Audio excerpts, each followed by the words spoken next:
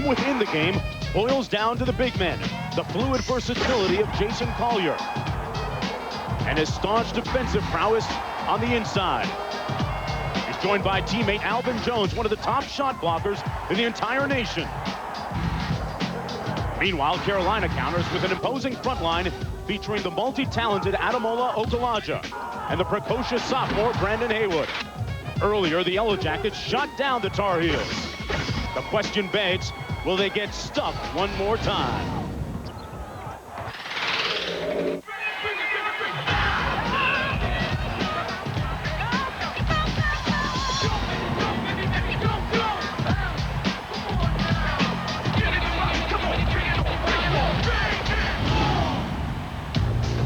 Payne Weber College basketball on ABC brings us down Tobacco Road to Chapel Hill, North Carolina.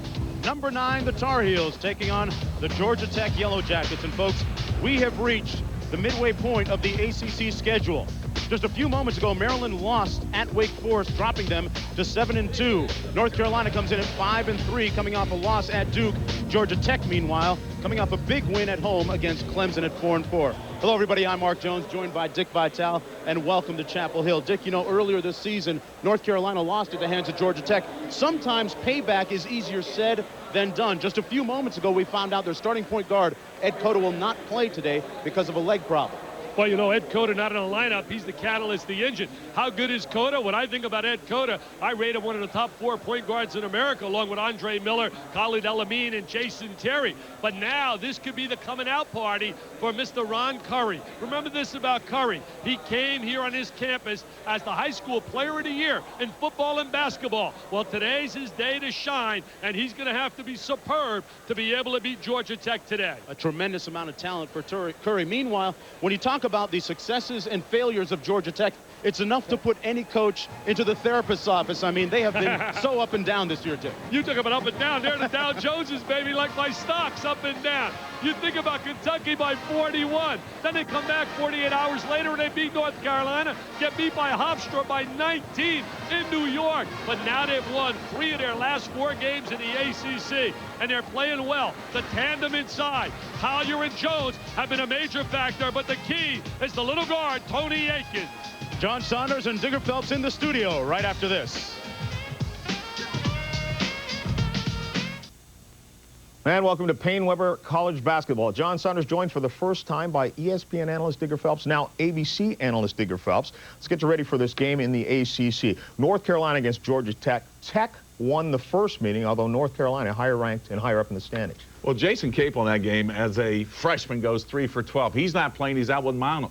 Then take a look at Cota. He's out with a stomach ailment. He's not even dressing today. He went 3 for 9 in that game, so their backcourt is suspect. Ron Curry starting not just as a quarterback in football, but quarterbacking a basketball team today against Georgia Tech. It's a payback game. Coming off a loss to Duke really has, I think, the front line of what Carolina brings to the table. When you look at Jason Collier, the transfer from Indiana, had 17 points in game 1, so the battle be in the paint. But without Ed Cota in that lineup, you know, Georgia Tech figures, hey, we've got a shot to sweep them twice. And Carolina coming off a game against Duke, as you say, where they had a chance to win it, got sloppy late in that game. We already have one upset in the books. Maryland should have cruised against Wake Forest. They had lost 5 games in a row, looking for their 20th win of the season already, not even the end of January. But Robert O'Kelly with a 3-pointer, and 3's the order of the day.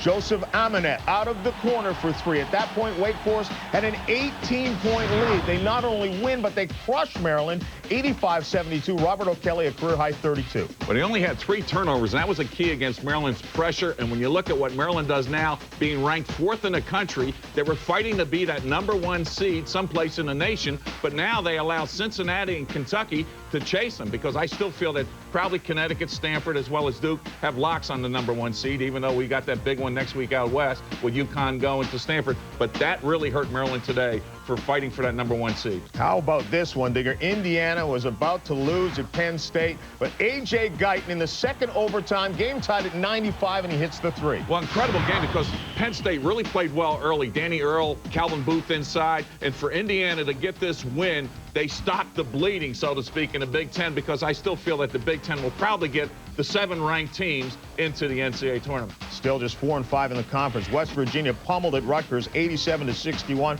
Rob Hodgson, a transfer from Indiana, 31 points, a career high, tied a Big East record, 11 of 11 from the field and 6 of 6 from 3. Florida, meanwhile, down to George Washington, and LaSalle losing at Virginia Tech. We'll see you at halftime. Welcome back to Payne Weber College basketball on ABC. I'm Mark Jones along with Dick Vitale. Just moments before the opening tip, time now for the Toyota starting lineups. First of all, the Georgia Tech Yellow Jackets. Up front, it'll be Jason Collier, John Babel, Alvin Jones, Jason Floyd, and Tony Akins. Jones among the nation's leaders in block shots and rebounds. Head coach Bobby Cremins in his 18th season at the helm in Atlanta. He has 3 ACC championships, 10 NCAA tourney appearances. Meanwhile, for North Carolina, it's Okulaja, Lang, Haywood up front. Max Owens, the shooting guard. Ed Cota not in today. In his place, Ronald Curry, number 22, the freshman. Cota has a left leg muscle strain. He will not play today. He's in his left calf, and Bill Guthridge says that he's pretty pleased, Dick, with the progress of his team, considering the fact that they had to replace 4 starters from a year ago. Well, he should really be pleased. They've done an outstanding job. You look at those numbers. Think about what he lost. When you lose guys like Shammond Williams, a perimeter shooter, you lose 2 lottery selections, guys like Jamison and Carter, and still be in the hunt nationally in a top 10 in America team. That tells me you're doing something special, just like Arizona down there with Lute Olson, losing Bibby, Dickerson, and Simon. Jones wins the tip. Georgia Tech with possession. I'll tell you, Mark, one of the keys right there, the ball in the hands of Akins. If he can right now get 5 or more assists in a game, they usually win. They dump it inside quickly to Jones. The big man going to tell the story today, and Jones gets out of the gate quickly. I'll tell you, Alvin Jones has really improved. You talked about being nationally rated, 11th in rebounding, 2nd in America in block shots, and now it's starting to become a little factor down the low post. Okulaja with a wide open jumper. Haywood couldn't get the tip. Babel with the board. Babel's one of those tough kids. He's a role player. His brother, by the way, plays for Massachusetts. Twin brother. Please don't let me call him John today. A lot of patience right now being displayed by Georgia Tech, trying to get some effectiveness in their half-court game. Babel on the wing. Curry matched up outside on Akins. Big matchup. Babel for 3, missing. This is the key right here for North Carolina. Can he step up and have a statement game that he has arrived in basketball?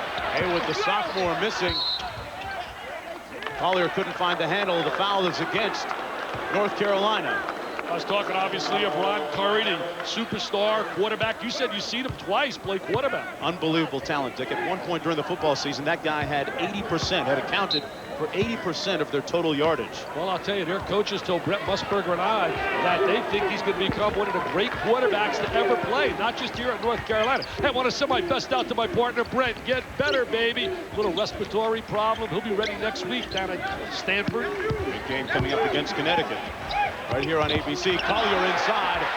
Nice block by Lang. Lang's a kid you're going to like, Mark. Very tough physical player. Akins comes up with the steal. He's got a little Travis Best in his game, Akins. A little shake and bake, left-hander. Tries to get by Curry.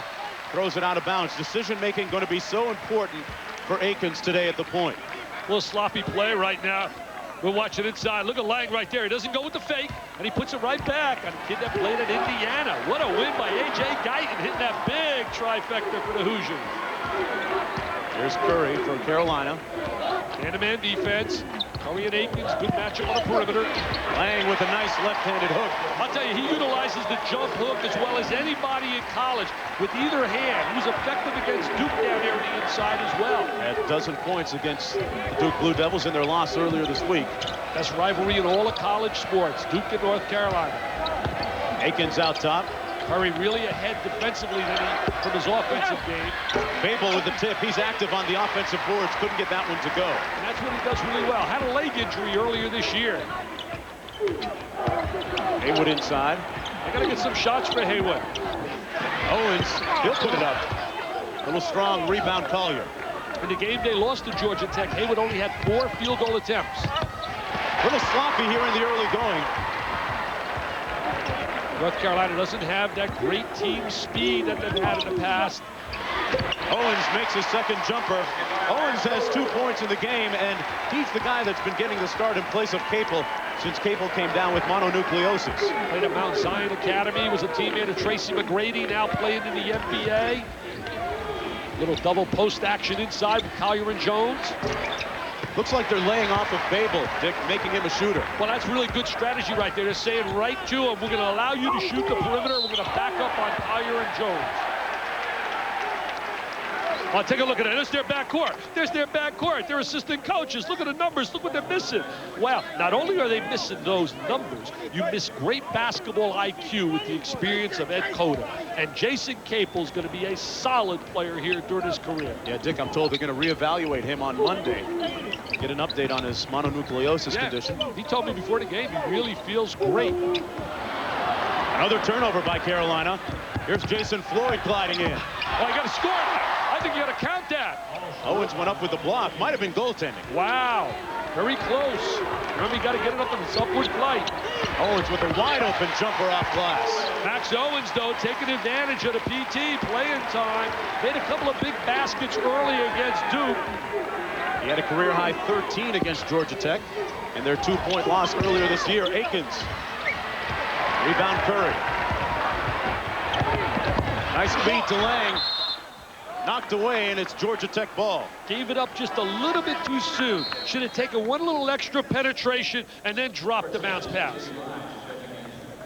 Come on, John Saunders, tell us that clean block. What do you think? What do you think? Get it on its upward flight? I'll tell you, close. I'm blinding the left eye, so I can't make that call. I can't make that call. I'll do it for you. I think it was a clean one, Dick. All right, we'll give it to him. Referees are right again. The Zebras. Carolina up by a deuce, 6-4. Jones has it knocked away. Floyd off the mark. When he makes shots from the perimeter, they become an effective team. Dick, this is a half-court type of game. Who does that favor, if anybody? Well, North Carolina really this year has been a half-court basketball team. Hello, America. My name is Ronald Curry, and I can play hoops. I can play hoops. I'm not just a rollout guy in football. Ronald Curry trying to seize the opportunity, making his first start. That shows you his pure athletic ability, his quickness, laterally and also up and down, north to south. Jones having a hard time finding the handle inside. He has a little problem with his hands. He's got to work on his hands. Squeeze a ball. That's a great tip for young kids. Get a rubber ball and squeeze it. Work with the medicine ball. Owens working on his smaller opponent. Give it to him. So you got to give it at the right time. Haywood inside. Lang working on the glass. Nice look by Akins. Jason Floyd with the easy bucket. Great look by Akins. That showed me a little bit of a shake and bake and a great ability of Travis Best. That's why we're talking about him like the best, a left-hander with superb quickness. Georgia Tech has become point guard you. Look at the likes of Marbury, Anderson. Nice block by Jones. That's what he does well, Jones. T.J. Vines. Couldn't finish. Owens with the rebound. Vines, one of those combo guards, can play either. You forgot to name Mark Price. That point guard was pretty good as well. It was. Haywood inside. And it's a traveling violation against Haywood inside. We're going to take a short break. Carolina up by a deuce. Curry going to work when we come back.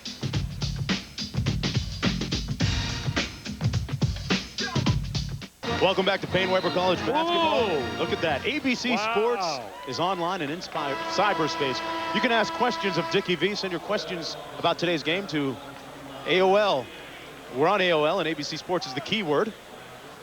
And the first question is, where would Georgia Tech be in the ACC race if Deion Glover hadn't been injured in preseason, Dick? Well, I would tell you right now, if they had Deion Glover, I really believe they're a team with maybe 2 losses in the conference. Look at that right down inside, getting that score. Deion Glover brought to the table unbelievable scoring ability. I really believe that Glover would have probably led the conference in scoring. Look at those numbers as a diaper dandy.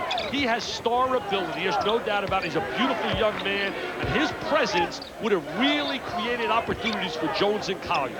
You look at Georgia Tech's 13-7 record to date. That's really a big accomplishment for Bobby Cremins in light of the fact he's missing about 19 points a game. Well, I think Bobby's a little disappointed, though, when they've been beaten so severely.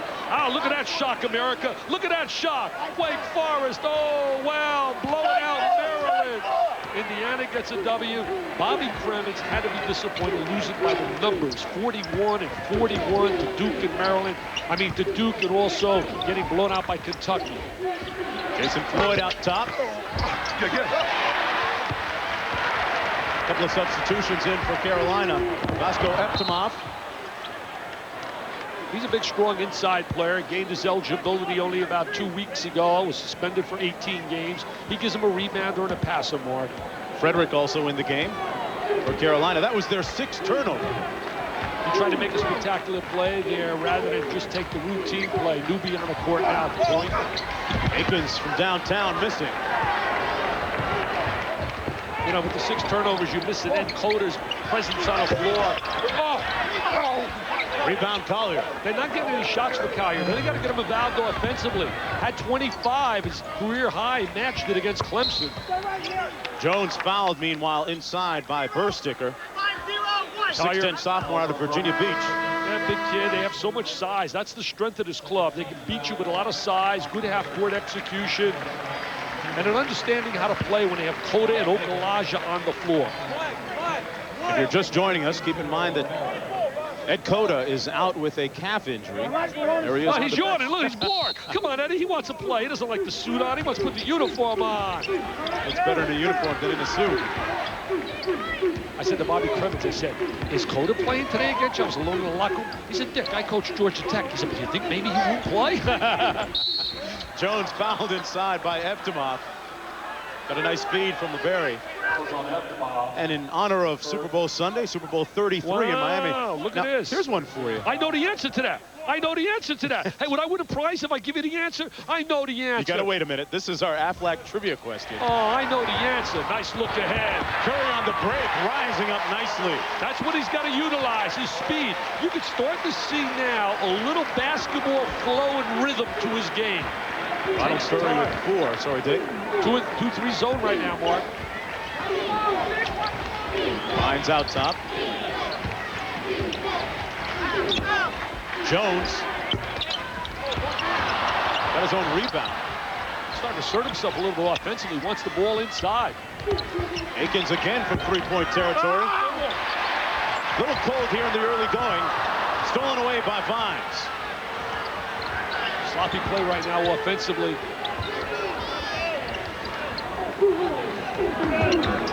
Jones looking for Babel inside. Collier on the bench right now for the Yellow Jackets. Yeah, really, they don't have a real offensive threat other than Jones along that baseline. 15 on the shot clock. LeBerry. Eptimov with the rebound, fouled by Babel.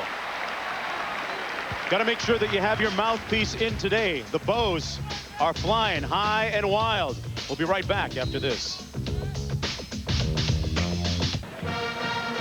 All right, time now for the answer to our Aflac trivia question. What did Georgia Tech's Bobby Cremins and Atlanta Falcons head coach Dan Reeves have in common? Well, the answer is that you knew it. Well, they both went to South Carolina. They were Gamecocks. I think Fogel had another win last night. Hey, I'll tell you one thing. Super Bowl 33, who do you like? I know. Well, you know, my heart certainly wants Dan Reeves, but my head tells me too much Elway. But you know what? What about the little dirty bird? Come on, little dirty bird. Give me the dirty bird. I'm going to take the Falcons with their ball control offense. Terrell Davis, baby. He can eat up. You talk about ball control. Elway's finale. Tough to beat. Haywood. Hello, Hammer. That's tough to beat, but you got to love what they've done in Atlanta. And all of Atlanta's jumping with joy. Their team's in the Super Bowl. A great story with Jamal Anderson and Chris Chandler. Bobby Cremins is really caught up in that fever. I think all of Atlanta is. Georgia Tech just 4 of 18 from the field. Collier back in the game. Wow. You don't see that shot too often, that hook shot from the baseline. Looked pretty good. Yeah, looked like George Mikan years ago, way before your time. From downtown. Now 4 of 20 from the field. Ice cold for Georgia Tech. Well, you know, teams really don't shoot well against North Carolina. 37% field goal percentage defensively. He's having a big year, an all-ACC year. 14 points a game. Ademola Okulaja, Mark, having a big year. Ranks in the top, or near the top of almost every statistical category in conference play. Finds Curry, good defense on the ball, Dick. That was great team defense right there, individually and team. They gave some help, but he played the ball so well individually. Collier, 10 on the shot clock. LeBerry falls. Carolina ball on the turnover. Out of control, and the crowd really appreciates that defensive effort. Next Saturday live at 3 Eastern, 12 Pacific on ABC. More Payne Weber College basketball. Dick, you're going to love that one. Number 1 UConn against number 3 Stanford, or Cincinnati against DePaul. Unbelievable win by UConn over St. John's. St. John's really, I think, without a doubt, a top 10 team in America. Hey, Stanford lost yesterday at Arizona. No. Pardon me, they won. I'm sorry. They came back and won. Yeah, they got beat on Thursday against Arizona. Jason Terry made a great shot at the end to beat Stanford. Might not be number 3 by the time the next rankings come out. Inside Lang, rejected by Jones. I'll tell you one thing, they're not going to drop on my poll. You go on a road and lose at the buzzer, losing to an outstanding Arizona team. I don't think that's a bad loss. I like that hook shot. And he's going to it early and often. Now down just 5. Collier with his first field goal of the ball game. It's 15-10. I like that hook shot. My top 4 seeds would be Connecticut, Duke. I certainly would have Cincinnati and Stanford. I think those 4, they would have to play themselves out of a number 1 seed.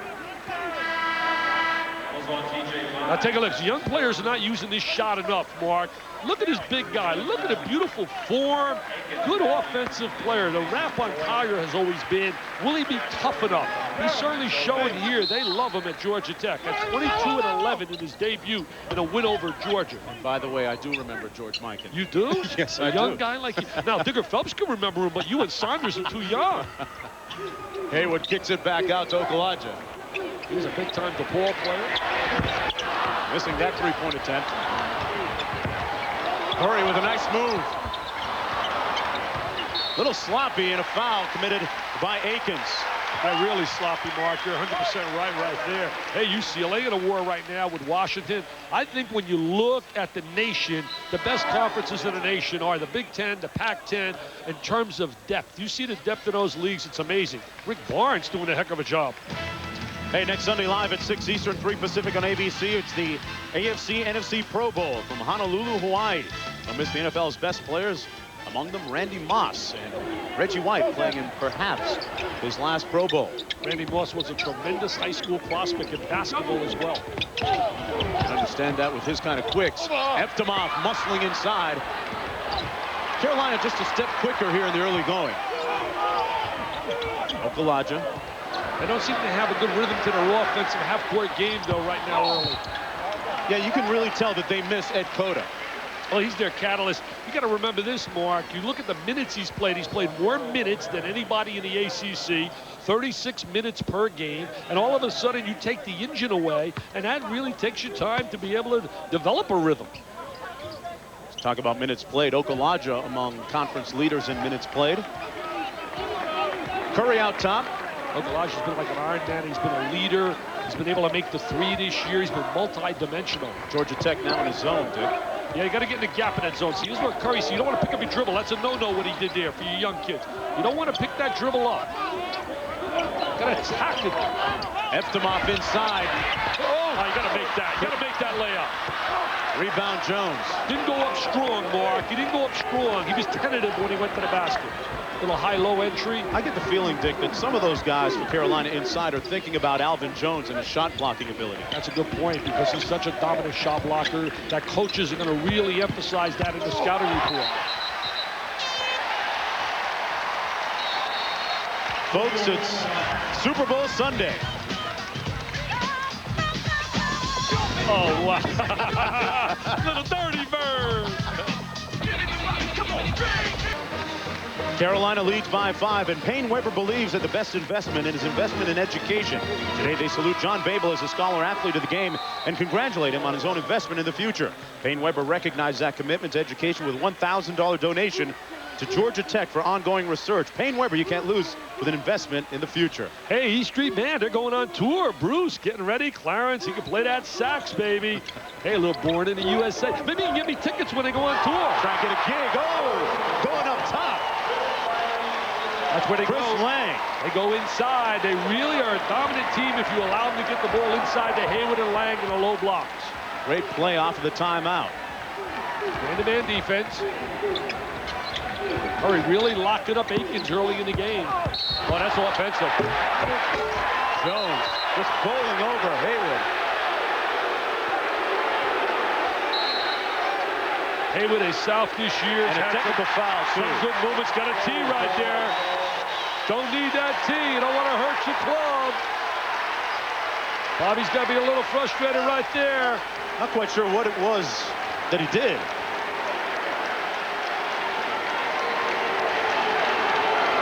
Looks like he's hanging on a rim. He almost landed on Hayward. Well, see, he's allowed to protect himself. He's allowed to protect himself from hanging on a rim. Here comes Hayward bouncing up, but he's a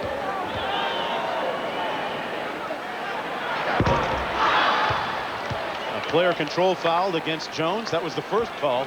He must have said something. Yeah. Because I don't think they would call him for the technical for hanging on a rim because he was trying to protect himself from falling on Hayward.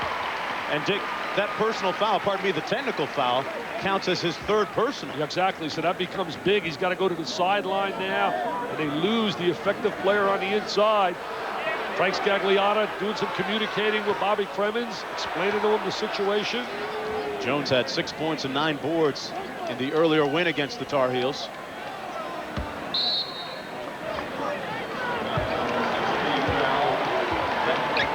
We're told that when he came down on Hayward, that's what they called the technical for. Can't understand that one. Curry, way off the mark. That's been his problem, shooting the basketball. He has not developed a touch and feel for shooting from the perimeter. Akins looking for his touch still. Off the mark. Frederick gave it up a little soon. You don't want to give it up that far away from the basket. And Lang fouled by T.J. Fines. Now take a look right here. Here he is coming down. Looks like he's trying to protect himself. I mean, he came down, but really, he had no real choice there, really. He was hanging on the rim, if that was the reason for the call. He might have said something walking away that we don't know, we're not aware of. Yeah, could have been. But the big thing is, the bottom line is he's on the sideline, and he's got 3 fouls. Lang at the line with 4 points and 4 rebounds so far today. He was Mr. Basketball when you talk about Lang in high school here in North Carolina, Charlotte Observer, Player of the Year. Guy who scored in double figures in Carolina's last 3 games. Makes a second of 2, a 64% free throw shooter. He's certainly got a bright future, getting a lot of playing time, a lot of experience. Akins, you know, for as poorly as Georgia Tech is playing offensively, they're only down 9. 6.5 to play in the half. And 9 really get back quickly if you can make some threes. They went 10 for 18 in the earlier matchup against North Carolina. In that win, most clubs shoot about 20% against North Carolina from the 3. Tech had a big game in the trifecta the first matchup. 8 on the shot clock. Akins has got to get to work in a hurry. And they bail him out with a foul with 3 seconds to go on the shot clock. Yeah, not really a good play right there by North Carolina. Not really a good IQ basketball-wise fouling in that scenario. The foul is on Brad Frederick. His first personal foul. Coming up at halftime, it's the AutoBuyTel.com halftime report. John Saunders and Digger Phelps in our studios with scores and highlights. Well, you know, you look at the ACC, we've been talking about 2 heavyweights, Duke and Maryland and everybody else. But today, a stunner with Wake Forest beating Maryland. Collier, meanwhile, off the mark. Okulaja with the board. Not only did they beat him, you maybe say, well, an upset, you're on a roll, but the way they beat him, and certainly Maryland doesn't want to go to Duke, coming off that loss, and plus the poor performance, they had a struggle to get a win against Clemson. Gary's club not really playing now like they did earlier this year. Here's Frederick on the wing. His dad, the AD down in Kansas, who hired Roy Williams. Okulaja couldn't get it inside. Babel active defensively on the wing. I think that's a pretty good hire, bringing in Roy Williams, averaging about 27 wins a year. Hey, don't forget Saturday at 1 o'clock Eastern Time, 3 Pacific on ABC. Tony Meola's back in net for the U.S. men's national soccer team. They take on Germany. Action comes from Jacksonville, Florida. Half-court basketball, you're not seeing the up and down, the transition game like last year with Carter and Jamison through lottery selections. Carolina really doesn't have that one guy that can give them a lot of points. There's not a go-to man on this floor. Exactly. They don't have really a star player. They got a lot of good role players because Cota's sitting on the sideline. Because obviously he's a star. 10 on the shot clock. There's Newby. He can shoot the ball, Newby. Frederick has it stripped away by Akins. They've got numbers. Nice pass. Good Jason decision. Floyd with the flush and the finish. Well, he gets the finish. He takes it to the rack and he jams. Little slam jam bam. But the little guy, Akins, made that play. Great decision when to give up the basketball. Georgia Tech with just 12 points, under 5 minutes to play in the first half. Nobody scored in their game against Clemson for the first 5 minutes. Yeah, nobody had a point. Either club. Okulaja. Rebound Lang, and he's fouled inside. Boy, it is rough underneath. Well, very physical, banging on the inside. They want to see Collier get a little tougher, and this is good for him in the interior. You know, you mentioned Clemson. Certainly right now, Larry Shiat's got to feel what an unbelievable disappointment his first year down here, a veteran club. But the guy's a solid coach. Did a great job at Wyoming. The players really love him. And they're just going through a learning stage right now. Same thing as South Carolina. They've won 2 in a row. But Eddie Fogler's too good a coach. And if he's patient, the cream usually rises and he'll get back. Sometimes you have to have bad years to get you to a little bit more focus and things change a little. But you have to learn sometimes through losing. Look at him. Look at this. Are they physical? I mean, they're holding, they're grabbing. Shorts. Oh, wow. Lang at the line now has 7 points. I like that big kid. I love his future. Because I loved Ed Cota when he's playing. Cota can handle the rock. You talk about great point guards. I think of Andre Miller, Cota, certainly Colin Elamine. I'll see tomorrow night against Syracuse. You see Elamine on ABC next week as they take on Stanford. Akins from the baseline. Collier hacked. He hesitated. Should have went right up. Hurry up, Jason. Now, Bobby Cremins from out of New York City, no New York players. I mean, second year in a row without kids from the Big Apple. And he used to get all those New York kids. Kenny Anderson from the big city, John Sally. Stephon Marbury. Oh, Stephon Marbury, was he special? There's a New Yorker from Brooklyn, Albany Street, played on the pavement down there. Ed Cota. It's so difficult, you know, with everybody recruiting all those great blue chippers, and now you see St. John's getting some of those New York kids like Eric Barkley and Ron Artest. There's a team, by the way. You talk about Heartbreak Hotel. They've played the #1, #2, and #3 teams in America right to the last minute, and in all 3 had the lead. And it's just a matter of time when they learn how to win one of those games. I wouldn't want them on my list when they're a #3 seed, because St. John's is going to be a tough out. If there's such a thing, Dick, as quality losses, St. John's certainly has enough of them. Now Owens. And there's a quality jumper. My friend, Mr. Jones, there's a quality jumper. Owens has 7 in the ball game. Carolina leads by 9. Collier way out top. Quick move, and he loses the handle. That is their 7th turnover of the ball game, and they trail by 9. More when we come back to Chapel Hill.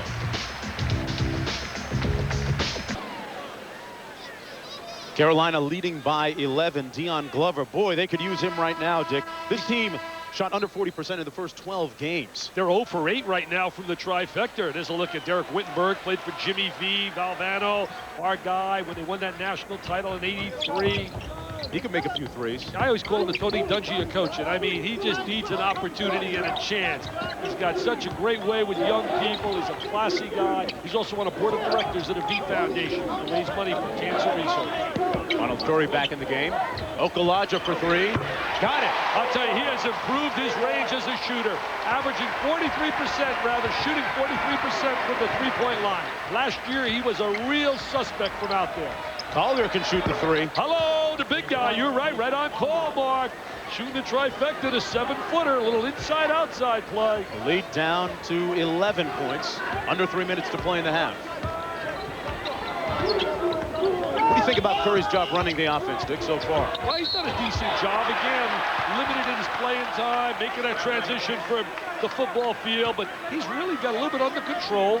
You're going to see the kick out now. There's Okulaja right on the wing. You got to get a hand up on him. You got to know in the scouting report that he can knock that down. He played so well running backdoor cuts against Duke. Collier can, oh wow, putting it on the floor.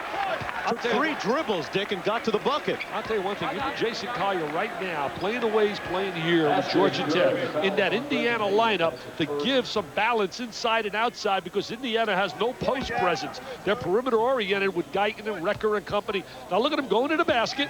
There he is, makes that good left-hand move. He's a left-handed player, strong to the left side. That's a 7-footer, putting it on the floor 3 times. His dad played at Georgia Tech. He said that was part of his problem and his issues with Indiana, that he didn't get a chance to show off his perimeter game and handle the ball much. Curry, Haywood with the rebound. There's Haywood hanging around. See, I don't buy his argument there. I think the coach gave him great opportunity down there. It's just that you have to understand what the situation is. I mean, you go to Indiana, you're not living in a shell. You know you're going to get screamed at and yelled at. That's part of life. Collier, hello, finding his shooting stroke now. He has 11. I tell you, he is making himself, without a doubt, a guy's stock is going up and up, because when you got a big guy that can stroke it like that, there's a place for you at the next level. Foul inside. See, everybody is not suited to a certain scenario. As you look at here, John Saunders coming up with Digger next. But the bottom line is, when you go to an Indiana, I mean, you're not living in a shell that you know that part of it is you're going to be reamed and jumped on. I mean, that's just the way of life. But the bottom line is, you're going to walk down the aisle, you're going to get your diploma, you're going to have a chance to win every year, and you have to understand it. Part of the program. Yep. Some kids can handle it, some can't. If you can't handle it, then it's time to move on. And obviously, he's moved on, and it's turned out really well for him. 7-foot junior out of Springfield, Ohio. He was Mr. Basketball in Ohio. Lane violation against the Tar Heels. 2:08 to play in the half. Carolina with a 9-point lead. There's a guy in a quiet little manner, has done a heck of a job here. Last year, 34-4, 13-3 conference play, wins the ACC tournament. UCLA up 7. They got a great bunch of young kids. From the wing, it's TJ Vines hitting for 3. See, they need that 3. They're starting to step it up. Yes, that's not a misquote there when you just see on that screen with Wake Forest blowing out Maryland. If Georgia Tech can keep it close, the statistics bear that they do very well. Yeah, they're 6-0 in games by 5 points and less. And a rebounding foul against North Carolina. 6-0 in games that are decided by 5 points and less. The trouble is they have lost really big. I mean, Hofstra should be beating them by 19. I mean, that's a no-no. Not to take anything away from Hofstra, but they don't have one player, I'll guarantee, that could walk out here and tell us truthfully that Georgia Tech and the ACC teams were recruiting. And I mean, that is a loss that's certainly embarrassing, especially in New York, getting beat by 19. Yeah, there are some Georgia Tech players that will tell you themselves they quit in some of those games where they lost by big margins. Ooh, that's a bad sign. When you lace them up, you come to play every minute. The first commandment of competition is thou shalt give his best. Babel missing. Rebound LeBerry. LeBerry, a transfer. Good friend of Deion Glover. Brought him here as a transfer out of Florida A&M. Aikens out top. Curry guarding him. LeBerry played a big part in the win over Georgia. Inside. Babel throws up a nice left-handed hook. There's Babel working a little post move on the interior. Gets in deep. Uses the left hand little hook. They get back in this game, baby. The number 9 ranked North Carolina Tar Heels up by just 4 as we approach 1 minute to play in the half. And remember, in fairness to North Carolina, to play with their second unit backcourt. Haywood had his man in jail. Well, that's smart right there. The quarterback throwing the ball inside to the big guy, to the lead hand. As a quarterback, you go to your best receiver. Right now, his big people are his best receivers. Babel with a little confidence down low on Lang. He's fouled. Bill Guthridge had some big wins early. He had a win over Stanford earlier this year in the NIT. A big win to win the NIT championship. I love that Stanford team. They execute so well in their half-court game, and it'll be a matter next week of the quickness, the pressing ability of Connecticut against the more deliberate half-court-oriented power game of Stanford. Stanford with that good backcourt of Weems and Lee. It'll be up to them to handle that Connecticut pressure. I'll tell you one thing about Connecticut. Their perimeter people are as tough as it gets. Ricky Moore can play with me or for me anytime. He's a Velcro man. He'll lock you up. He did a great job second half yesterday on Thornton as Lang comes down with the rebound. Curry with the crossover. Gets his own rebound. You surprised at the score so far, Dick? No, not at all. I think the tempo is about what I expected. Mostly half court, dominated. Haywood posting up strong inside. They couldn't get it to him. This is a good test right now for Curry. Running the club, in command, having the ball in his hands. Where he has a problem right now is getting acclimated playing without the ball when Cota's on the floor. Owens off the screen and nails the three. He has 10 in the ball game. They say he's like automatic in practice. They say he is automatic. He's nothing but nylon. Well, they don't need him in practice. They need him for real, baby. And they need him now. And the Hill fans love that trifecta. LeBerry got it at the buzzer. And that's how you quiet the crowd, Mark. Oh, Dick Vitale, they put a silencer on the crowd here. With Cota watching from the bench. Carolina leads by 6. Coming up next, it's the Otto Vitale halftime report. John Saunders and Digger Phelps in the studio. All right, Mark, thanks a lot. And at the end of the half, you see Georgia Tech hitting a 3, which is what they weren't doing earlier in the half. Well, they started out going 0 for 8 into threes, and then Jason Collier steps up in big 3. Then he goes to the basket for a 3-point play. Those 6 points have put Tech back in this game for the first half. Yeah, Tech won the first meeting, and the second half still to come. When we come back, we're going to take a look at Maryland and Wake Forest. A big surprise in this one. After this message, you're going to word from your ABC stations. Welcome back to Payne-Weber College basketball on ABC. North Carolina led by as many as 14, but their lead now whittled down to 6 points. I'm Mark Jones, joined by Dick Vitale. Dick, boy, you hate to think where Georgia Tech would be without Jason Collier today. Well, you know, Jason Collier made some big plays, but it's reminiscent of the great plays that he made in the first meeting. The first meeting when he had 17 points and sparked him to the win. He showed his inside-outside ability, his versatility, also taking it to the basket. But now you take a look at him today. There he is in the post inside, and I love that baby hook shot. And now look at this, shooting the trifecta, showing his great range. I'll tell you, Jason Collier can give him inside offense and also on a perimeter as well. Look at this here, 17 last time, 11 and 5, and now he has to get some help from Alvin Jones coming back. He has 3 fouls. If the two together as a tandem, they can really create problems. Meanwhile, for North Carolina, Ronald Curry getting the start at point guard in place of the injured Ed Cota. Curry with 4 assists, just 1 turnover today to go along with 4 points, Dick. Well, there he is showing his athletic ability. That means superb quickness, getting to the basket. And anytime you can get 4 assists and only 1 turnover in that ratio, they would take that. So he's done a solid job in their slow tempo game, half-court game, getting them some good shots. There it is, go inside. Nice backdoor cut. Owens with a nice feed inside to Lang. A little strong. I think that was a set play. Time now for our Reese's Nutrageous halftime stats. Nutrageous, wow. Look at those Nutrageous. Look at those numbers right here. Georgia Tech started to shoot a little better. They're 0 for 8 from the 3, now 3 for 11.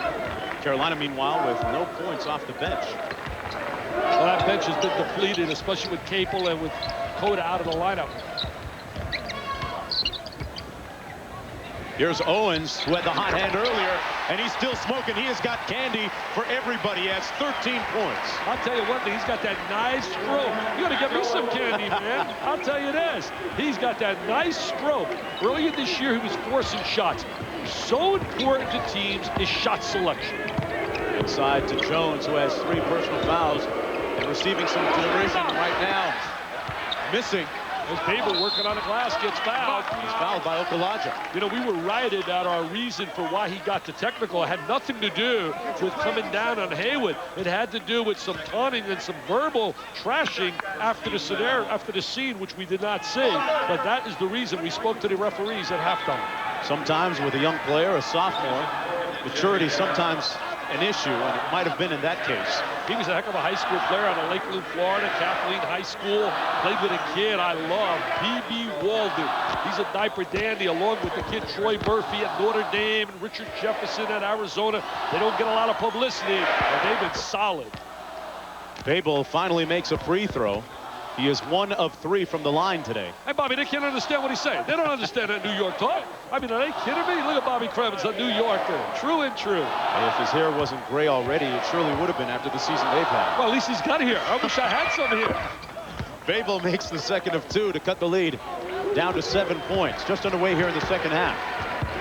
North Carolina coming in ranked number 9 in the country against Georgia Tech. They got to get him some shots inside Haywood. Clear out the area, let him go to the basket. Wheeling, and he travels. That's the 11th turnover for the Tar Heels. Look, Kris, he's trying to explain some New York East to all the Tar Heel fans. Look at his eyes. Look at those eyes. You should see him on a tennis court. He is dynamite. I'll take my shot with Krzyzewski any day rather than with Kremens on a tennis court. Oh, you don't want to take him, huh? Oh, wow. He's too tough for me. Collier with the elbow jumper, got it. He's got that great stroke. He was one of 3 players that Michael Kay wanted badly and had him there on Legends Day and went 0 for 3. Shaheen Holloway was one, Willie Dersh was the other, and right there, Mr. Collier was the 3rd. Owens with the left-handed layup, and he charges.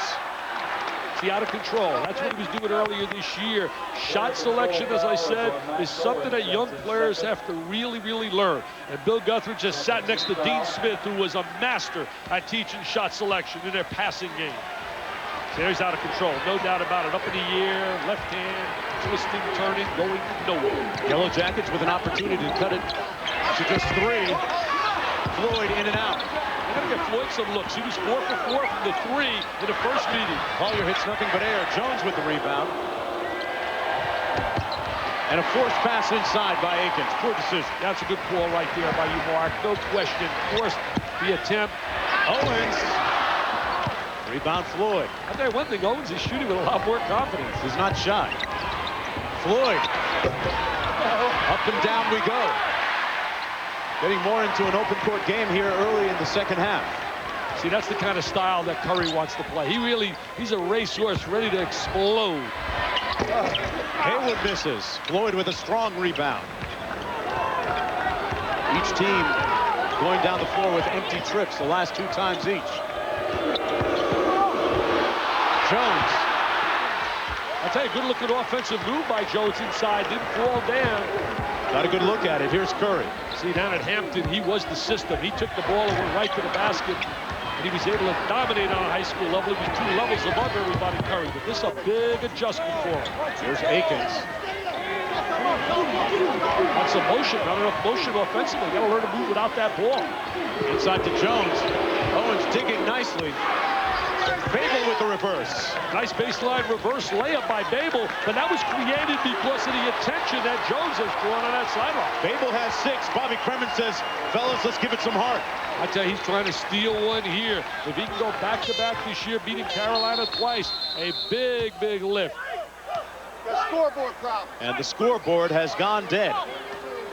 We have no indication of time or score. There's the pass by Jones inside. There's the reverse layup by Babel. Well, they really shot the lights out. Yeah, the lights are out here. Wow.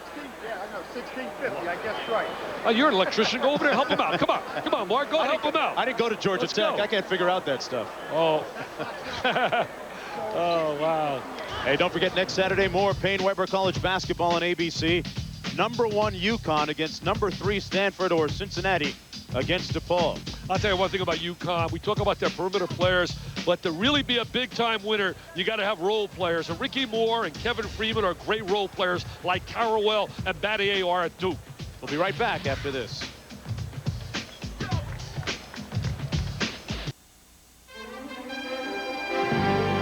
Payne Weber College basketball on ABC Sports. Brought to you by AutoBytel.com. We're changing the way America buys cars. For quality and safety, ask for Ray Bestos, the best in brakes.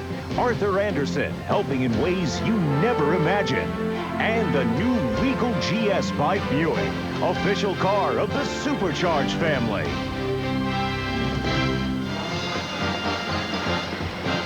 We've got a little malfunction at the junction. 16:43, Wow, the game clock is out. Dick Vitale, you can't afford any delays. I know you're the hardest working man in TV, just like Bobby Kremens in coaching. Well, there's Bobby Kremens there taking every opportunity. He's like, come over here. Look, he's pointing out. Come on over here. I want to talk to you guys. I got to give you some strategy. Hey, we got to get this going here. I got to get a flight. I got to go Connecticut, Syracuse tomorrow, Duke, Maryland. Then I got the Kentucky, Florida. I got UCLA, Oregon State, Stanford, Connecticut. Then it's Indiana, Purdue. I got in the next 11 days, 8 games. And I'll tell you, I am so fortunate and lucky making my living, except the travel. The travel is unbelievable. I don't want to think about all those airports. And you have a very understanding significant other, too. Well, I'll tell you this, from Palo Alto to all over the place. I mean, it's from Connecticut to Palo Alto to Raleigh-Durham to Bloomington. Not easy. Well, Dick, at least you don't have to go see this game, or at least work this one. Saturday at 1 Eastern, 3 Pacific on ABC. It's the U.S. men's national soccer team in action with Tony Meola back between the gold pipes. And Bruce Arena is the new head coach. They take on Germany in Jacksonville, Florida. And you can also chat with soccer analyst Rob Stone Friday at 6:30 p.m. Eastern Time on America Online. The keyword is ABC Sports. You know, you brought up earlier about that Connecticut-Stanford game. Connecticut's got a tough game tomorrow with a good Syracuse team. Jason Hart has gotten better and better. The one thing I love about Connecticut, their fans are such loyal, die-hard fans, and they have such a love affair that they give them a great sixth man, and the Hartford Arena will be jumping with like unbelievable enthusiasm and an unbelievable salute, especially for the way they came back against St. John's. And with that in mind, let's check in our studio with Digger Phelps and John Saunders. Fellas. Guys on hand to help you out whenever you have a malfunction with your clock. John Saunders and Digger Phelps. We'll stay in the ACC to begin things. The Maryland Terrapins, a team that you have mentioned as a team that could get a #1 seed. What a setback today losing to Wake Forest. Well, that really hurt. When you take a look at going on the road against a team that's lost 5 in a row, Wake Forest comes out to play today. Robert O'Kelly does a pretty good job running the offense, only 3 turnovers, but scoring points, making 14 out of 17 foul shots.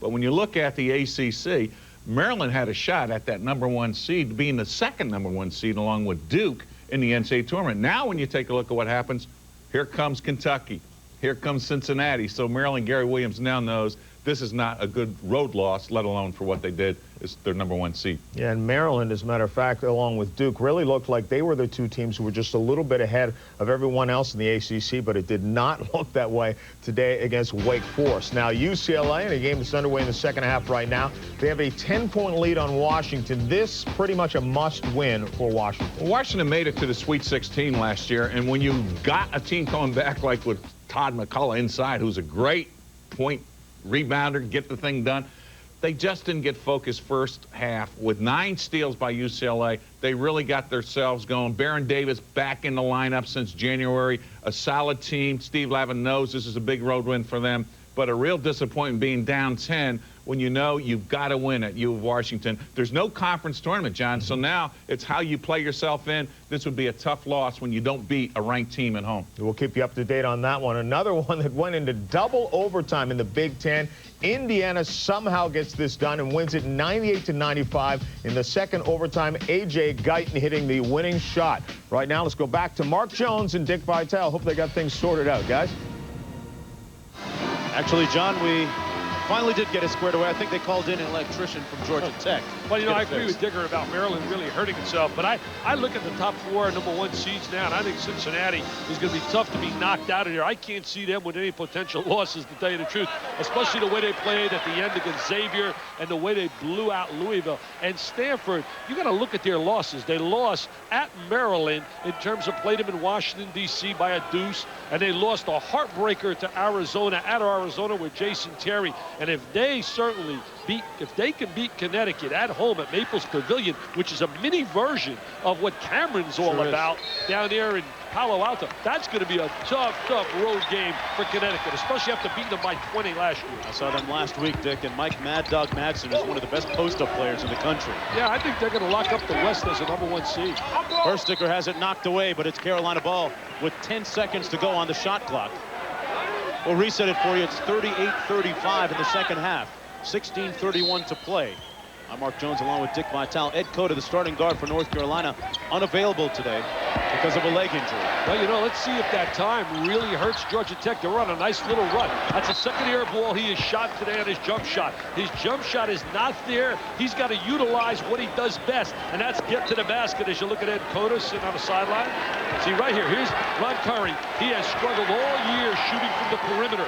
He's got to use his great quickness and get to the basket. Maybe still not in what you would call basketball shape. Well, he's got to get in the gym and shoot and shoot and shoot. Akins is shooting and hitting. I'll tell you, he looks so much to me. I see a little bit of Travis Best every time I look at him on the floor. Akins ties the game at 38 with 16 minutes to play in the second half. Owens. Nothing like that three-point shot that can change a game quickly. And the silence here is deafening. See, here's where the team needs it. The team needs the crowd right now. They need that electricity and feed off it and get that adrenaline high. Not when a team's doing well, when they're struggling at home. 10 on the shot clock. Owens. Okulaja for three. Actually, they're going to call it two, but he misses. I'll tell you, Alvin Jones with a big-time rebound right there. He just cleared out the area. Georgia Tech with an opportunity to take the lead, and a foul inside. Good call by Scagliotta. Verstecker was all over him. It was like a Times Square mugging right there. I mean, there was no way he was going to get away with that. By Scagliotta had a great look at it. That's his second personal foul, and he'll sit down. He's a role player. He's getting some minutes, gives him size when he comes on the floor. Collier was open off the cut. And get it to him on the baseline. Had a good look. This year's club of North Carolina, they don't get a lot of easy baskets in transition. That's good execution. Look how quick he shot that. Oh, that was so quick from the low block inside. Chris Lang. Lang with a soft shot. Inside, Babel fouled by Okulaja, and he'll get two. That's the third personal foul on Okulaja. Jason Collier now going to step away. See, now watch as he shoots it, and he's drifted away from it rather than just staying with his shot. Max Owens with that rebound. Zion starting to get really good playing time, quality minutes. And Dick, sometimes you look at Georgia Tech, they have some rebounding deficiencies. How much does that have to do with the fact that Collier plays on the perimeter a lot? Well, at times he's very soft for a 7-footer. Instead of being very aggressive, he's more a finesse than he is a power guy. He adds that part to his game, gets a little bit tenacious and gets tougher on the inside. His dollar steins are going to go way, way up because he's got the other part. You can't teach 7 feet, and he's got great touch. Great mobility. Babel misses the free throw. He has 7 in the game. Carolina leads by 1. Oh, you got to take that right to the basket, Brendan. You're in that D. 7 feet inside. He's got some good drop step moves. Curry calls out the play. Georgia Tech in a man defense. Curry taking it to the basket. Akins back for Georgia Tech. Nice kick to Collier. Oh, look at Collier right there. Get him with the charge. But he certainly looks smooth. They want the basket to count. He gets it before. Offensive foul. No goal. Bobby Cremins, no goal. Boy, Collier filled the lane nicely that time. Look at Akins. He's going to go to the big guy. He said, I'm kicking it right out to the big guy. He penetrates. Oh, there's one of those tough plays. See, I think they should put a rule in. If you step in and take the charge under the basket, like they do in the NBA, the NBA, they don't allow that to happen. Thank you very much. They got to put that rule in college. It penalizes the offensive player. Oh, big time. Put that little dotted circle that they have in the NBA. Boy, it is rough and tumble in the paint. Third personal foul against Owens. See, look at him on the inside. Now, look at this right here. Look at the elbow. Now, there he's still going at it on the inside. Shows it. Oh, look at that screen. Not a lateral screen. I mean, that was a block. That was a shot block. That wasn't a screen. Yeah, get that ready for the Dirty Birds tonight. Come on. Get that ready for the Dirty Birds. Ben Reeves would have been proud of that. Yeah. Now we get Jamal Anderson up the field. I like it. He's got style and class, Jamal. Collier with the turnaround. Oh, yes, he's got styling. He's got a little class shooting that J, baby. And Dick, he has 15 points, and Georgia Tech has the lead. He had 25 in his last game against Clemson. You start shooting the ball better, you start playing better. And that's what's happened. Playing man-to-man now, out of that zone. Okulaja. They've kept him under control. Lang working hard inside with the putback. I like the way Lang takes the ball right up quickly. He doesn't hesitate. Carolina having to work for everything today. And here comes the crowd. They need their help. They need their help. Jones has it knocked away by Owens. It's a 3-on-2. Lang misses, and the smallest guy on the floor couldn't squeeze it, Akins. Lang didn't have the right angle for that layup. Chapel Hill, North Carolina. The North Carolina Tar Heels lead Georgia Tech 42-41. North Carolina coming into the game ranked number 9 in the country, coming off a loss at Duke earlier in the week. Okulaja for 3. He tried to put that in. He didn't just shoot it. He tried to snare that in. He tried to guide it in. Georgia Tech pushing Boyce for the upset. Out of bounds. It'll come back the other way. I'm Mark Jones along with Dick Vitale. Georgia Tech comes into this game having won 3 of its last 4 contests and really on a roll. They got a confidence booster at home against Clemson on Thursday. Meanwhile, from Carolina, Ed Cota The starting point guard is right there in his suit instead of in uniform. He has a leg injury. He's certainly having one of those great years, Cota, an All-American kind of year, even though I would give my nod right now to Andre Miller as my first-team All-American point guard. Evtema walked. And I'll tell you, you better give some votes as Evtema gets called for the walking for Jason Terry. He's just been incredible down there. Had 37 in a game that they had over Oregon. I don't think there's been a point guard or player, Dick, that's made more clutch shots this year than Jason Terry. Oh, he's Mr. Clutch. There's no doubt about it. And Lute Olson, what a job he's done after losing Bibby Dickerson and Simon. Oh, look at that. He telegraphed it. Okulaja. Telegraphed it. Showtime. Hello, Okulaja from out of Germany, Berlin, with the Berlin bash right there, knocking it down. Oh, that can give him Uncle Mo. Good TO right there. Good TO, baby. Bobby Cremins calls a 20-second timeout. Okulaja with the jam. See, that was the play that Harrell made when he stole Curry's play pass down here at the Cameron Indoor Stadium when they beat North Carolina. See, right here, he telegraphs this pass. Look at Okulaja. His eyes read it. He steps into the passing lane, and then he knows what to do with it. Once he has it, it's Jam City. Chris Harrell makes so many big plays, Mark. He makes so many big plays, underrated for Duke, just like Kevin Freeman, who had 16 yesterday for Connecticut against St. John's. Look at the respective field goal percentages. Just Carolina. 29% in the second half. Yeah, 29%. Tough to win when you're shooting like that. But high percentage opportunities, they don't get many of those in transition like they've had in the past because the athletic ability has changed on this club. It was Jamison and Carter. Can you imagine where they'd be? Wow. With that tandem, can you imagine where they'd be? Carter had a big game for the Raptors a couple nights ago. Inside to Jones. Or they're playing right now? Jones getting boos, but he got the bucket. He has 6 in the game, cutting the lead back to 1. Well, he's starting to look for a shot a little more. You got to remember he sat on a pine a lot in that first half, getting his 3rd foul with the technical. Counting as one of the fouls. Jones working hard inside, covering Hayward. See, Babel really working hard, head-to-head, trying to check Okulaja. Newby got the 3. Well, that's what he can do. In a blue-white game every year, he electrifies him. He puts a lot of points on the board. Came here as a football player. Well, they got some football tandem when they go Curry and Newby. They sure do.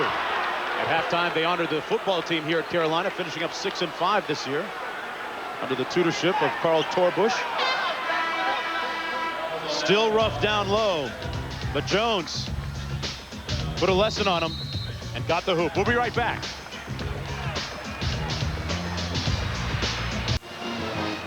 Welcome back to Payne Weber College basketball. North Carolina leading by 4. And Dick Vitale is coming to an airport near you beginning tomorrow night. Syracuse, Connecticut. He'll be calling that game 7:30 Eastern time on ESPN. After that, it's Kansas against Kansas State and Utah taking on New Mexico and Kenny Thomas, the midnight nightcap. I'll tell you what a matchup there. Tony Harvey's given them an extra look now since he got back in the lineup for Utah. And they've been really playing well, but they go to the pit. Take a Lamont Long and Kenny Thomas. Thomas had a good back game tonight. Curry. He was trying to make himself a receiver or a defensive back. He can read defenses. He wanted to be like Buchanan. He wanted to be like Buchanan. He's not predicting anything, though. I like him and Shannon Sharp. They talk the game, man. They make me look like a silent guy. Oh, wow. Shannon's brother, Sterling, does an outstanding job in our studio at ESPN. I like his threads, too. He's all GQ. There's Babel to Akins. Look at Newby now on the floor, getting some minutes. They got 2 guys, 2 point guards playing in the backcourt together, Newby and Curry. Jones working hard to get open inside. Yeah, he's become much more active. And Floyd had it blocked. Nice pass. Get it up strong. Well, that's strong, Dick Vitale. And 1. Yes, sir. That's strong along that baseline. Smile, Alvin. Smile. Smile. He's got to learn to smile and enjoy playing. Have fun. He has got a scowl, and if looks could kill. Wow. Henry is now going to post on the inside against Hayward. We got 2 7-footers going. Got the space heater leaning on him. He's leaning, but look at him holding position really well. He went to big man camp this year. Look at it. He's still working, still moving, still active. And then he knows how to complete it. Takes it along the baseline, reverse it. Don't say anything. Come on now. Good. He was good. He didn't say anything. Just play. Okulaja, meanwhile, Dick, with his 4th personal foul on Jones that time. That is big with him at 4. He's their leader and their veteran. Out of bounds, Carolina ball. They trail, they lead by 2. Think about this, what North Carolina has going. They have a 34-year streak where they've been number 1, 2, or 3 in the ACC. And to me, that is one of the amazing achievements for consistency. And that's the sign of greatness, consistency. Especially in this conference. Look at the offensive foul on Hayward. Oh, he got a tee for that. He's got to be careful throwing the ball. He got to be careful throwing the ball. Fred Barakat, the supervisor and the ACC associate commissioner, doesn't want to see players doing that. He'll have meetings with his referees. He does a great job, Fred, in charge of the refs. Stays so active. Or it could be a little, maybe, little chin music. Oh, maybe a little acting, too. Jones is a thespian, too. Yeah, a little Jack Nicholson on the interior. Jones back at the line. 3 on Hayward now. Okulaja sitting down on the Carolina bench with 4. Hayward with 3. Fouls becoming a factor now with 11-11 to play in the second half. Lead down to 1. Jones with 9 points in the ball game. He has really improved his game. He was so limited offensively last year. But remember last year with Glover and also with Heartbreak, he didn't have to get a lot of shots. UCLA in a tie with Washington, but I agree with Digger. That's a must game for Washington. They have had a disappointing season so far. Yeah, especially with all those guys returning. And they played earlier this year, a little Pac-10 and a grade 8 against Connecticut. And I love, Jim Calhoun said, we were so bad, yet he won in dominant fashion, especially in the second half. Some mitigating circumstances for Washington. Donald Watts has been bothered by an ankle injury most of the season. The big guy inside is very good. Top of color. Newton gives him a guy on a perimeter. 1 point lead for Carolina. 11 minutes to play in the second half. This is Curry. Hayward finally gets it inside. And 1. That's a big-time post move on the interior. He's just got to be a little bit more active, want the ball inside. He's one of these kids getting better and better. And now Alvin Jones, Dick, has 4 personal fouls. Now here he's going to go right against Alvin with a little drop step inside, single reverse, and his little baseline jump hook. Bobby's got a decision to make. I think he's got to get him out. He's got to get him out. Hayward makes the free throw. He's got to get him out. 4-point lead for the Tar Heels. Can't wait too long, though. You try about a 2-minute stretch to see what happens, and then you got to get him back in. And Dick Jones was just starting to come on offensively, too, for Georgia Tech. Yeah, he was starting to get into the flow a little bit on the interior, getting free. So many kids don't know how to flash post, how to duck in, how to shape up, and get the ball inside. Collier squaring up on Hayward. Takes the fadeaway and nails it. I'll tell you, you're not going to see many 7-footers in basketball. He shot that as well when he was a young kid in Springfield, Ohio. He was Mr. Basketball in Ohio. The kid had great touch. Dad played at Georgia Tech. He said, no, Dad, I'm going to Indiana. And then he transfers and becomes an all-Marco Polo. He has 17 points. Makes my all-traveling team. This time they double-team Hayward in the post. See, if they double up, you got to find the open man. That's another area big guys have to work on. Frederick fouled on his way to the bucket.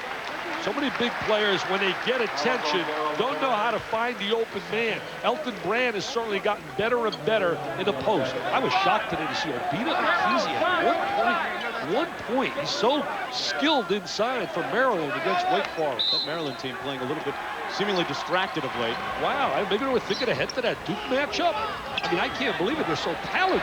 Frederick for 3. Vines with the rebound. Max Owens set to check in for the Tar Heels. They need Owens' perimeter shot. They go back to the money man inside. Collier. There's 2 big guards with 26 points between them. There'll be a lot more if Jones was on the floor, but he's been saddled by foul trouble. As you look at Okulaja and Hayward with 19 between them and 7 rebounds. Only 2 rebounds by Hayward. Hayward is working hard inside. See, I'd make Collier have to play defense. I would go right at Collier. Let him play on a defensive end. Screen and roll inside, Brendan. Inside to Lang. A lot of contact, and he got it to go. I'll tell you, he knows how to complete the play if he gets his hands on it in deep, Lang. North Carolina. That jump hook is so effective for him. Akins back the other way. North Carolina leading by 4. Akins fouled by Curry. North Carolina ranked number 9 in the country. I like fight off Georgia Tech. I like little guards that can put penetration ability, attack the basket, Yesterday, for example, Mike Patrick made the call on ESPN. They're struggling, Duke. It gets down to 6. The big guy Inch has a 3-point play, and all of a sudden, William Avery makes 3 spectacular plays in a row for Duke. Akins makes the first of 2. He has 6 in the ball game. Akins, a 6-foot freshman out of Georgia. Averaging 12.5 points per game, 5 assists. He's got a heck of a future, this kid. He's only going to get better with more experience playing at that point. Carolina cannot shake Georgia Tech. Under 10 minutes to play in the second half. And remember, as we talked about it earlier, if the game is 5 or less, Georgia Tech has been like 6-0. Okulaja in foul trouble with 4 on the sideline. Jones with foul trouble. I got to make that open shot now. Curry prefers to take it to the basket and misses. He had the little 7-footer. See, he's just no not confidence? sure. Yeah, confidence is not there, especially shooting the ball. You know, you can tell a kid you got to have confidence, but when you're throwing up like you did today, 2 air balls, it's tough to have confidence. Ronald Curry played just 4 minutes in the first game against Georgia Tech, just a day after he won MVP honors in the Las Vegas Bowl. And he did that after having only 3 days of practice. Owens. Rebound, Lang. Got it. I'll tell you, Lang, every time he touches the ball in deep, he scores. He has 15. And they like to show those big, whatever they are, mouth guards. His mouthpiece. He shows that. He doesn't bring the ball down when he catches it. Buried. 12 on the shot clock. Nice look inside. Babel got the easy one. Good offensive sequence, Dick, that time by Georgia Tech. Yeah, good high-low, but you got to have a guy that can make the pass. And because you have to respect his range as a shooter, Collier, you come out on him and he gets the good angle for the entry. Here's Owens again. I think he's going to be a good NBA player. I really do. Better than I thought prior to seeing him. I really think his game's gotten better. And Owens is not shy. He got fouled. Was it during the 3? Yes, it was. He'll get 3 free throws. Watch Lang on the inside when he comes off with the offensive rebound. See, he never really brings the ball down. Keeps it up for a 6-10 and takes it right up and scores. You know, we were talking about Curry, about confidence. Well, it's pretty tough to have confidence when you're shooting right now from 3-point land, 3 for 24. I mean, it's pretty tough to have your confidence. About 12%. He's such a great kid, too. Mentally so tough, good student. At some point, he's going to have to make a decision whether it's going to be full-time basketball or football. Well, you know, people keep throwing out the scenario about Charlie Ward, but Ward, you know, was not a factor in either sport early in his career. This kid's been a factor early. Ward recently signing a lucrative long-term deal with the New York Knicks. Hey, Barry's sitting down. If you cannot play and you sign a deal in that league, it's lucrative. I'll tell you that. If you can't play, it's lucrative. Owens makes the free throw, giving Carolina a 5-point lead. Payne-Weber College basketball will continue after this message and a word from our ABC stations.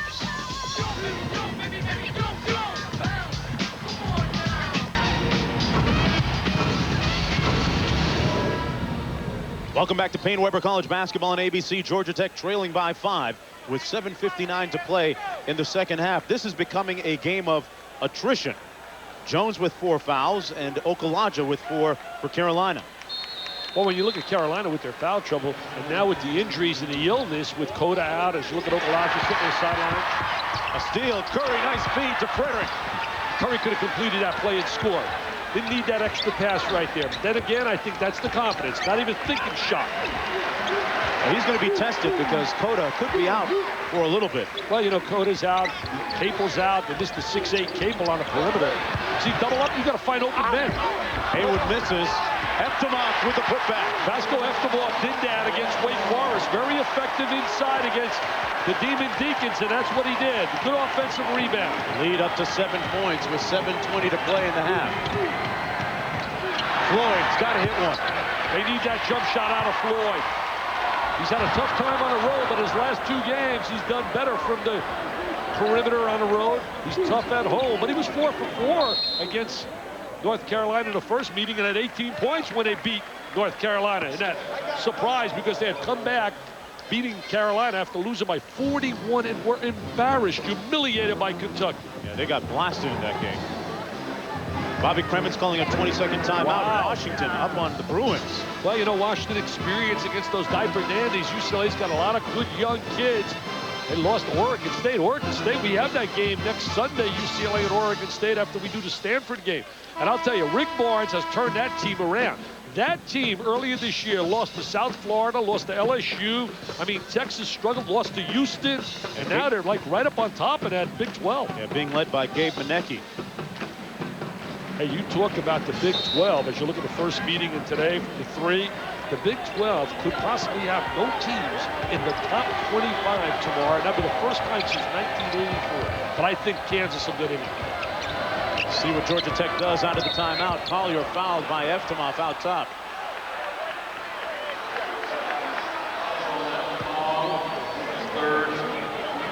North Carolina leading by 7 with 6:57 to play. Look at the timeout situation. Georgia Tech and Carolina both with 2. Georgia Tech out of 20-second timeouts. Collier at the line. He's got that good stroke. He really has great touch. And I mentioned the Big 12. Missouri and Oklahoma State, and certainly Kansas, knocking on the door to be nationally ranked. Texas put themselves such in a hole with their early season losses.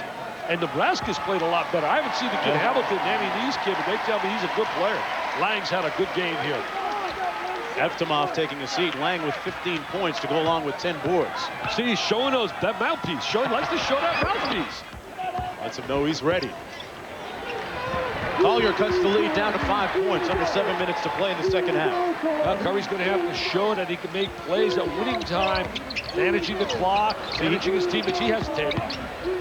Could have taken it, but instead it's Lang inside. He has 17. Have you seen a young kid that effective with a jump hook? I can't remember the last time I seen one so effective inside. You like to see those subtle skills. Akins comes right back. Floyd with a strong rebound. Jones back in the game, fouled inside by Frederick. Love to see those subtle skills being put to use, Dick. Yeah, young players should watch this right here. Very tough shot to really stop. There's the little jump hook. He's got that nice little release. He seals the defense off with the free side. Really an excellent shot. Young post players all want to show they can step out, put it between their legs, glide, slide, shake and bake, and hang and twist, and they forget about the basics. Jones makes the first of 2. So little play. There he is. He likes playing with that mouth. Get it out of his mouth. He doesn't even use it. Look at that mouthpiece. He likes taking it out, playing with it. Image is everything. He's a star. Oh, he's playing with that mouthpiece like you can't believe. 6-point deficit for Georgia Tech. They're in the zone right now, Georgia Tech. They were much more effective when they're in the man. Curry out top. Now they're back. Well, they're still in the zone. There's the double up. Now they're in a man defense. Now they rotated back out into man-to-man defense. 6 on the shot clock. Haywood got it to go. See, poor job defensively. You don't let him spin to the lane. Your offside guard has got to take that angle away. Okulaja's making like a cheerleader, too. He's added that to his repertoire on the sideline. You like to see that. At what point does Dunbridge bring back him? Well, right now, he's in command, got the lead. He can wait for 4 minutes on the clock. Jones missed, foul, Georgia Tech. See, I'll tell you one thing I love about Okulaja. He's jumping on the sideline. He's cheering. He's involved in the game. He's not just sitting there and thinking about himself. He's a team-oriented guy. See, right now, you can't let him wheel to the middle. You can't let the big guy wheel in the middle. See, Akins went to the wrong side. You got to take away his right hand, right-handed player. Jones may be playing a little soft defensively because of his 4 fouls. Well, probably is, and that's why I would attack him. See, I'd go right at Jones again. I'd go to Lang, take him inside, and go right at Jones. Curry on the back door cut. Missed the easy one. He's just having a tough time finding that basket. That basket's like a teacup. Some guys, it's like the Atlantic Ocean. For him, it's a teacup. Ed Cota sitting this one out because of a leg injury. Ronald Curry getting the start today.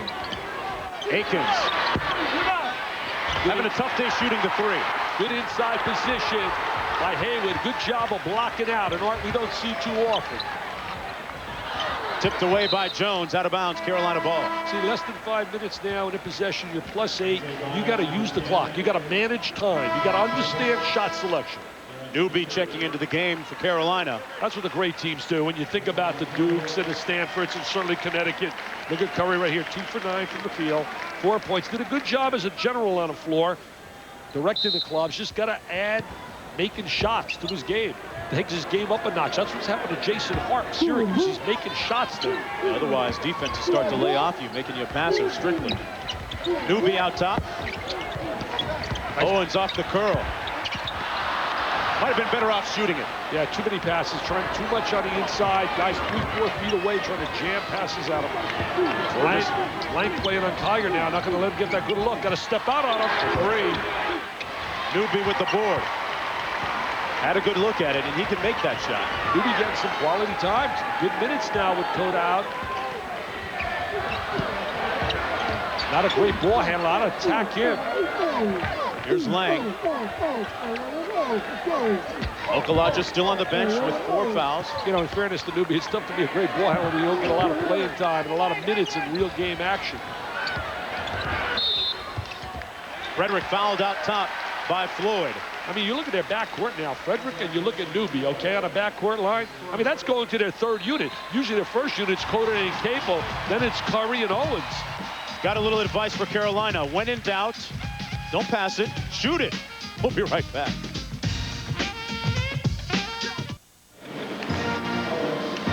Carolina hoping to improve to 6-3 in conference play next Saturday. Payne Weber College basketball. Dick Vitale doing that UConn-Stanford game. Terry Gannon and I will be in Chicago doing Cincinnati DePaul. I can't wait to see Brent Musburger down here. I'll tell you one thing. You talk about right now at Atlanta, those nervous right here, but they're starting to think Super Bowl 33.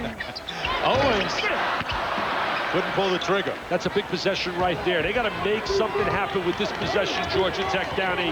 You got to make something happen. Jones and Collier got to assert themselves right now. Haven't seen a lot of high-low from them today working in tandem. Collier. Tough shot, really a fall-away Jay from the baseline. I know he's got a good touch, but that is a tough shot in that sequence when you're down 8. And we have a whistle on the far side and a timeout called by North Carolina. Understanding shot selection, so important to a team. I mean, you got to really understand what a good shot is. We're going to watch right now. Look at the fall-away jumper. We're going to see right here. He's going to spin away to the baseline. I tell you this, you got to go to the board. You got to take it inside. Now the question is, when you change the look, as you take a look right here. Look at Collier working inside. He's very finesse-oriented. Not the kind of guy that's going to go down in a box and get physical with you. The question is, will they be doing a dirty bird today down in Atlanta? I'm taking the Falcons. I know you got Dan Reeves and company, Chris Chandler having a great year. Look at this, they missed their last 7 shots at a crucial time. You get the winning time, you got to convert. They need to stop. And before Jones got his 4th foul, he was starting to get untracked offensively. They haven't gone back to him since that time. See, they got to take some time off the clock, spread the court, spacing, good execution. Owens has the smaller Vines being guarded by him. Under Dean Smith and Bill Guthridge last year, they executed so well in their half-court game. Their offensive efficiency usually very high. Curry fouled by Akins. They usually chart what they do with each possession. This Carolina program has always been so meticulous. Now they're in the bonus. I was teasing Ed Cota. I said, you don't like to sit there as an assistant coach, dressed up. You want to be on the floor playing. You want the rock in your hands. And Curry. He rattled that baby down. Yeah. He rattled that one down. He said he hurt his leg at the end of the Duke game, and he felt at the end of the game that he couldn't really push off and attack the basket. And that's when they ran into a problem. About a 3-minute spurt there against Duke, and Carroll made some big plays. What a rivalry, though. The enthusiasm, Cameron Indoor Stadium. Look at Phil Ford. Talking about point guards, huh? I told him on the bench today, I told Cota and Capel, he'll take this right now. Both of you. They'll take it both at the same time. Just not laughing. Jones at the foul line, has it tipped away by Curry. Ronald Curry still hustling, even though offensively he doesn't have it going today. Lead is 7 with 2:43 to play in the half. Now it's getting really to crunch time right here for Georgia Tech. They got to score in this possession. Check that, lead is 10. Akins. Rebound, Okulaja. Think of the last 2 possessions and the shots they took. A fadeaway jump shot by Akins and a fadeaway baseline shot by Collier. Not the kind of shot you want when you're down 10. Jones has yet to touch the ball in the last 3 or 4 minutes. North Carolina in really good shape right now. Spreading the court, executing. Could possibly get a layup inside out of this series to Hayward. They're trying to set him up down in the box. They're going to dump it in. There it is. There it is. Thank you. Oh, he's got to finish it. Collier with the rebound. Georgia Tech still hanging around. Trying to isolate a 1-on-1. Can't get any threes out of Floyd. Akins finds. Got it. Okay, and it's down to 7 with 1:45 to play. A big 3. The 3-point shot certainly has revolutionized the game. Still time remaining for the Georgia Tech Yellow Jackets. We'll be right back after this. 9th-ranked North Carolina looking for the knockout blow to put away Georgia Tech. Well, I know somebody screaming with joy. Minnie Sue Orr, happy birthday, her 90th in Raleigh. 1930 grad. Look at that score there. Washington. We heard Baron Davis fouled out. Steve Lavin got ejected. That would be a big major win and keeps Washington in the hunt for a postseason berth. Hey, I got to really wish her a happy 90th. God bless you, Minnie Sue Orr. I mean, that's phenomenal. She absolutely was a coach. Coached the men's team in 1940-41, a boys high school team, Hendersonville, North Carolina. Right. 7-point lead for Carolina. Akins still can't hit from outside. He's really struggled today. Yeah, he's really struggling from the perimeter shooting the ball. As my producer calls me Willard Scott. I don't mind that. I like Willard. He's sending out shout-outs. You got the same hairstyle as him, I like right? Willard, yeah. Oh, my ball dome. The VBDI, ready to make some noise. The Vital Ball Dome Index. Do some ratings. And forget the RPIs. I'm going to use the VBDI. Curry at the line. I'll be working on my dirty bird as I go to the airport. Here we go, 1-on-1. There's Curry wrapping this up. Ronald Curry, the starting quarterback next year for the Carolina football team. Got to make free throws. Make free throws down the stretch as you look at the guard combination. There's Ed Cota. He's got the leg injury. Jason Cable said he'll be back. His dad won another game, 19-4. They got a great player down here, Kyle Bowdler at Old Dominion. Hey, there's the football coach. Carl Torbush. Carl Torbush looking at Curry. His team finishing up 6-5. Floyd, where have you been? Long-range jumper finally. The lead down to just 6 points with 1:14 to play. 2 possessions, Mark. Bobby Kremen's team looking for one big move to make. We'll be right back.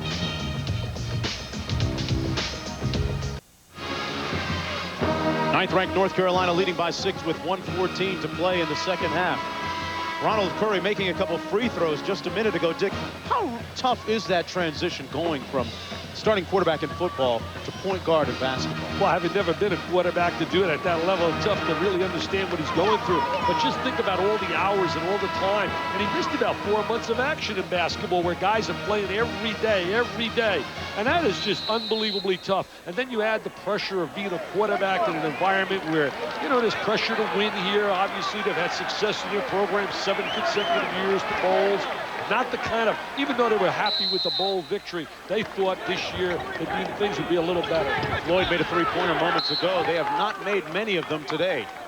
And a timeout called by Carolina. It's so tough making that transition as you see the 20 call by Bill Guthridge. A big barometer of Georgia Tech's success this year has been their three-point shooting. In the first meeting, the win against North Carolina, they were 10 of 18. Today, just 6 of 20. Well, if you really look and study the stats, for example, as Bobby nodded yes to Frank Scagliotta, the bottom line is against North Carolina, most clubs shoot less than 25% from the three. If you were to take out that 10 for 18, Steve Kirshner gives us all those stats. I mean, these guys, I'll tell you, what a job the SIDs do in providing us all the stats. And there our stat man, John Madre, who has extra duty today. He's got to get me to the airport. The bottom line is, where would we be without all this? I get people sometimes to say, where do you get all those numbers? You tell them the truth, right? I tell them I learn. I study, and study. There's newbie. Okulaja. They beat the pressure, and Owens wisely pulls it out. Spreading the court. Take some time off, contact, make fouls. I'll tell you, the ACC's got some great SIDs when you took Michael Craig and certainly Chucky Walsh at Maryland. And tomorrow I'll see another great one at Timmons. Tolakin down here at Connecticut. Lang on the bench. Carolina set to improve to 6-3 should they hold on. This one not over. They lead by 6 with a minute to play. Well, they helped themselves in their run to continue that run of 34 years in a row, 1, 2, or 3 in a conference. Florida State lost at home yesterday to Virginia. Everybody's almost so even, and you find a big 3. And Okulaja comes up with what could be the game-clinching steal, Dick. And that's what you want from leaders. Look at him, look at him. He knows he's a leader now. He knows he's a star. He knows he's stepped. Look at Cota, got a little smile on his face. Says, look at my guy Ademola. Look at my guy Ademola stepping up, showing all the young kids. Got to go after the rock. You talk about a guy who has been a monument to consistency and durability, Dick. The guy has never missed a game in 4 years here at Carolina. Yeah, and he's been an intangible man, playing a role when he had to play with all the stars, Jamison and Carter and Shammond Williams. But now he has stepped up. And a look now at our Audi play of the game, courtesy of Ademola Okulaja. There he is, the big steal, and that helps to seal it, basically. And now you got the bus driver warming up the bus, getting ready to go to some TV and watch their Atlanta Falcons play. And cheer for the Dirty Birds. Okulaja makes the free throw. Lead is 8, under a minute. Well, let's take it up next. It's the Buick post-game report. John Saunders and Digger Phelps in the studio. This one falls. Nice Akins. drive. And a foul called on number 10, TJ Vines. I saw a miracle finish yesterday. Villanova in Georgetown. I mean, the game is tied, double OT, 2 seconds on the clock. They tie the game up. They're down 3, Villanova. Hit a 3, Howard Brown. Then they steal the inbounds, and Medley throws in a 3, and they win by 3. 6 points in 2.9 seconds. That was an incredible finish. Right here, it's Curry at the line. He's North Carolina today, Dick, 14 of 17 from the stripe. Well, that's going to help you, but he's got to convert right here. This is what your point guard is going to get fouled a lot. Curry, who shot 2 air balls from the field today, now making his last 3 consecutive free throws. He's such a confident athlete. And to me, when you talk about, look at his body, he's just not confident shooting the basketball. Everything else, his confidence is getting better. He's just got to make some shots because he can pass, he can defend. Akins to the bucket. He's had a tough afternoon. Out of bounds, Carolina ball with 39.4 to play. Well, they got their 6th win, and they were able to win with their 2nd unit backcourt. Look at Akins now. He's going to take a little look behind. He's hoping to get this baby. He was looking for the block, hoping maybe some interference. Newby on the inbound, and he's fouled. See, Jason Floyd, one of their leaders in scoring, didn't give him a productive afternoon scoring. And it's pretty tough. When you're playing somebody that's got the edge on, you're on the road, all your people have to have their A game on. And especially when your best player, Deion Glover, is out for the season with an injury. And what a player he was. He certainly would have been. He made the cover of my magazine for the South section. And I'll tell you, he would have been one of the leading scorers in America. And today, the 2nd unit backcourt stepped up big. Owens and Curry. Curry did a good job handling the basketball, defended well, made free throws, had a career high of 10, and Owens had 16 for a career high. And you get back to Glover. There was some talk, Dick, at the end of last season that he was actually thinking of making the jump into the league. I spoke to him about that, and I'll tell you one thing. That would have been a major, major mistake. He had so many other parts of his game that he's had to work on, and he would have. And it's such a shame that he got hurt the first day of practice. With that in mind, though, and the rookie salary scale now integrated into the structure in the NBA, it might have some kind of effect on players leaving early.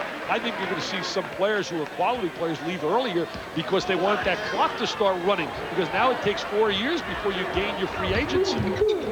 I don't like that. Some of the rule, I wish they had that rule they utilize in baseball. But once you go to college, you have to stay for 3 years. Here's Curry. He can finish. And he does this time. He's got superb quickness. I think he is by far the purest, best athlete in America. When you talk about up and down speed, lateral quickness, hand-eye. The understudy getting the start today in place of Ed Cota at point guard. Can you imagine being a player of the year in football and basketball in high school as Lyons nails at 3? That is incredible. Think about that. Player of the year in the nation in football and basketball. It's called talent. wow. And you know what's great? He's got a level head. He's not a kid that sulks and pouts. Doesn't have a chip on his shoulder. He's got a smile. He's just well-liked. Just all his teammates think so highly of him, and so do the coaches. He's come back and played relatively solid here in the second half, especially in light of the fact that he made some key turnovers late in that Duke game. This is really a big plus for him getting this kind of playing time. I know Carl Torbush thinks highly of him. They told Brett Musburger and I, the coaching staff, that they thought he'd be the best quarterback, not here in North Carolina, maybe of all time. The assistant told us that. And I know Jimmy Hoffa, their assistant, former head guy at Cornell, told us in the lobby of the Sienna Hotel. Bill Guthridge and Coach Carl Torbush end up sharing Ronald Curry right there, number 22. They can work it out with that kind of talent at stake. All 5 North Carolina starters today are in double figures. Curry with a dozen. Well, Guthridge gets his 18th win. And when you think of the ammunition they lost, along with Arizona, nobody's lost so much and still maintained top 10 status. And Arizona as well, losing Bibby, Dickerson, and Simon. Jason Terry is a kid that's got to get votes for All-American. I mean, he's having a phenomenal year. 26 more last night. Had 29 against Stanford when they came from behind. They won that game at the end, made a great play. Bobby Cremens here has emptied out his bench. It's officially garbage time coming late, but Georgia Tech hung in there for most of the ballgame. They have nothing to be ashamed of this afternoon. Although they fall 75-66. They got to find a way to get 500 in the conference and get some plus wins so they can get an NCAA berth as we go to our dynamic duo, Saunders and Phelps. 75-66 the final. For Dick Vitale, I'm Mark Jones. Now back in the studio with John Saunders and Digger Phelps. All right, guys, thanks a lot. We're going to take you out to some bonus coverage. Washington trying to make it 2 straight